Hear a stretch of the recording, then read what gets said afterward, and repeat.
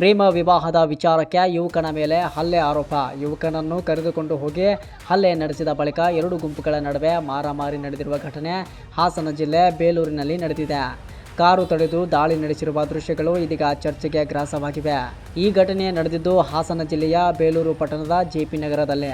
JP ನಗರದ ರೋಷನ್ ಎಂಬ ಯುವಕನನ್ನು 6 ಜನರ ತಂಡ ಕರೆದುಕೊಂಡು ಹೋಗಿ ಹಲ್ಲೆ ನಡೆಸಿದೆ ಎಂಬ ಆರೋಪ ಕೇಳಿಬಂದಿದೆ.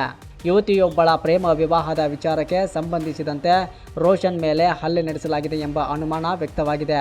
ಹಲ್ಲೆ ನಡೆಸಿ ವಾಪಸ್ ಬರುತ್ತಿದ್ದ ವೇಳೆ ರೋಷನ್ ಕಡೆಯವರು ಇನೋವಾ ಕಾರನ್ನು ತಡೆದಿದ್ದಾರೆ ಎನ್ನಲಾಗಿದೆ.